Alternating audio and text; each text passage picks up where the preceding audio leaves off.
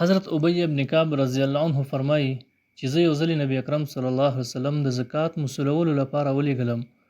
زه یو صاحب ته لاړم او د هغه نه مې د هغه د مال تفصیل معلوم کړو. نو په هغه د یو کلن اوښ بچی واجب کېدو.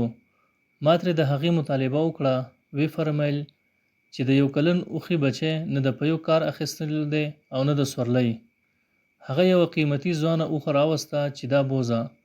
ما وویل چې زه دا نشم اخیستی ځکه چې ماته د ښه مال اخیستو حکم نشته. البته که چېرې ته دا ورکول غواړې نو نبي اکرم صلی الله علیه وسلم سفر کې دی او نن یې قیام پلانکي ځای کې دی، ستاسو نږدې دی، لاړ شه. د نبي علیه الصلاة والسلام خدمت کې یې پیش کړه. که چېرې هغې منظوره کړه نو ماته انکار نشته، ګنې زه معذور یم. دغه ځوانه اوښه زه نشم اخیستلی. هغه دغه اوښه روانه کړه، ما سره شو، د نبي کریم صلی الله علیه وسلم خدمت کې حاضر شو.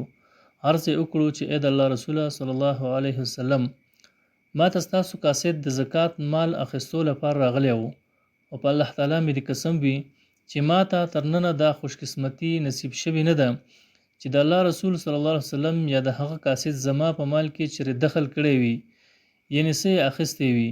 په دې وجه ما خپل ټول مال مخکې کړو. هغې ووی چې په دې کې یو کلن د اوښ بچی د زکات واجب دی. حضور د یو کال د بچی نه خو د پیو کار اخیستی شي او نه د سورلۍ. په دې وجه ما یو ښه ځوانه اوښه پیش کړه چې هغه ستاسو قاصد قبوله نه کړه، ځکه ما په خپله راوسته او حاضر شوم.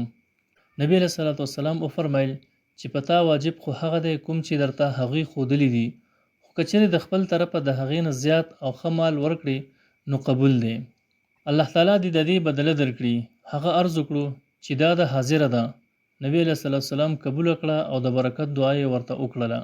یادونه: دا د زکات د مال حال دی. نن خو د اسلام ډیر دعویدار دي او د نبی علیه الصلاة والسلام د محبت دعوی هم کوي، خو زکات په ادا کولو کې د زیاتی خو به څه وایي چې په پوره مقدار کې ادا کول ورته هم مرګ وي. او کوم چې د اوچتې طبقې کسان دي چې ورته زیات مالدار ویلی شي، د هغوی په نسبت خو د زکات اړو ذکر نشته. کوم چې د درمیانه حیثیت خلک دي او خپل ځان دیندار هم ګڼي، هغوی خو هم د دې کوشش کوي چې کوم خرچ خپلو خپلوانو کې یا څه بل ځای په مجبورۍ سره پیش شي په هغې کې د زکات نیت وکړي.